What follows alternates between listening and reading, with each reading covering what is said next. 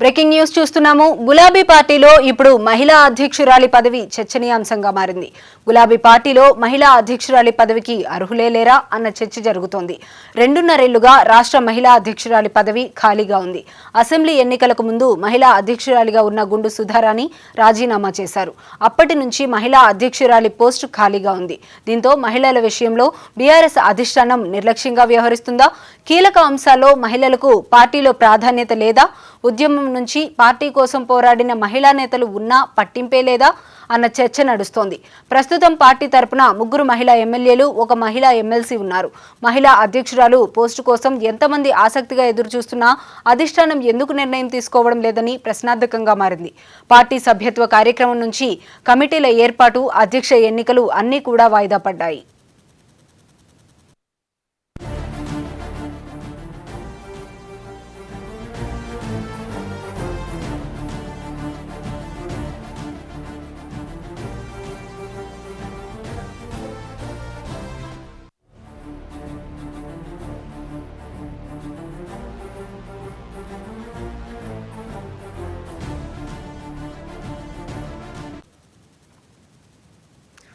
గులాబీ పార్టీలో ఇప్పుడు మహిళా అధ్యక్షురాలి పదవి చర్చనీయాంశంగా మారింది. ఇక దీనికి సంబంధించిన మరింత సమాచారం మా ప్రతినిధి రామ్ నరేష్ అందిస్తారు.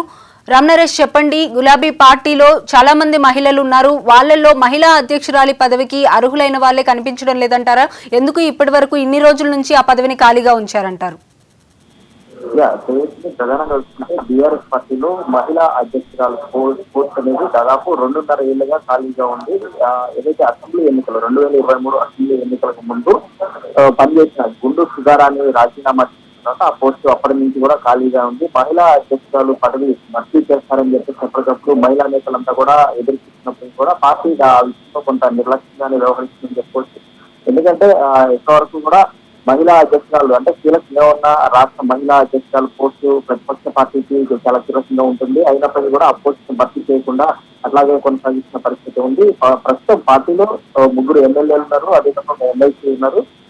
అయినప్పటికీ కూడా ఎలాంటి ప్రక్రియ అయితే జరగట్లేదు. ఉద్యమ కూడా పోరాటం చేసిన మహిళా నేతలు ఎంతో మంది ఆ పదవి కోసం ఎదురు చూస్తున్నప్పటికీ కూడా పార్టీ ఎలాంటి నిర్ణయం తీసుకోవడం లేదు. ఎప్పటికప్పుడు వాయిదా వేస్తూ వస్తున్న నేపథ్యంలో మహిళా నేతలంతా కూడా దీనిపై తీవ్రంగా చర్చించుకుంటున్న పరిస్థితి ఉందని చెప్పొచ్చు. ఎందుకంటే రాష్ట్రంలో మహిళల సమస్యలు ఎక్కువగా ఉంటాయి. వాటిపై ప్రశ్నించాలి, అదేవిధంగా పోరాటం చేయాలంటే ఒక మహిళా అధ్యక్షురాలు అనేవాళ్ళు చాలా కీలకంగా ఉంటారు. కానీ ఈ విషయంలో 2.5 ఏళ్లుగా పార్టీ కీలక పోస్ట్ ఖాళీగా ఉన్నప్పుడు కూడా ప్రభుత్వం ఏదైతే బీఆర్ఎస్ పార్టీకి సంబంధించిన అధిష్టానం దీనిపై దృష్టి సారించడం లేదు. ఎప్పటికప్పుడు వాయిదా వేసుకుంటూ పోతున్న పరిస్థితి. మరోవైపు పార్టీ సభ్యత కార్యక్రమం కూడా గత రైతోత్సవం సందర్భంగా ఏర్పాటు చేస్తామని చెప్పేసినప్పుడు కూడా అది కూడా వాయిదా పడుతూ వచ్చింది. ఆ తర్వాత ఏదైతే గ్రామ కమిటీలు, అదేవిధంగా మండల కమిటీలు, జిల్లా కమిటీలు, అదేవిధంగా రాష్ట్ర కమిటీలు ఇవన్నీ కూడా ఎప్పటికప్పుడు వాయిదా పడుతూనే వస్తున్నాయి. ప్రస్తుతం ఈ అంశానికి సంబంధించి పార్టీలో తీవ్రస్థాయి చర్చ కొనసాగుతుంది.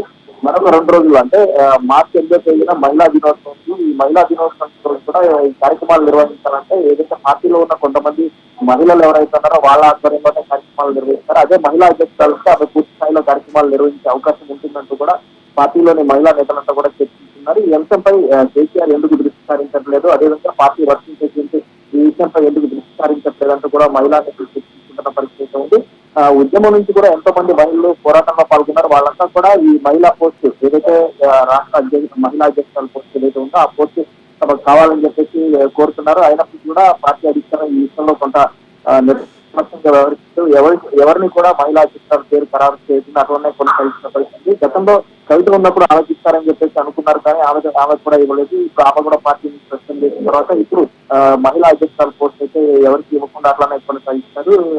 2 రోజుల్లో మహిళా దినోత్సవం ఉంది, కానీ ఆ వేడుకలు నిర్వహించాలంటే కూడా ఏదైతే ఉన్న మహిళా ఎమ్మెల్యేలు కానీ అదేవిధంగా ఎమ్మెల్సీ ఎవరైతే ఉన్నారో వాళ్ళ ఆధ్వర్యంలో కార్యక్రమాలు నిర్వహించేందుకు ఏర్పాట్లు అయితే చేస్తారు. కాకుంటే రాష్ట్ర మహిళా అధ్యక్షురాలు ఉంటే రాష్ట్రంలో మహిళలపై జరుగుతున్న దాడులు కానీ అదేవిధంగా మహిళా సమస్యలపై గెలిపించే అవకాశం ఉంటుందంటూ కూడా మహిళా నేతలు పెద్ద ఎత్తున చర్చించుకుంటున్నారు. ఈ విషయాన్ని అధిష్టానం దృష్టి తీసుకుంటాము.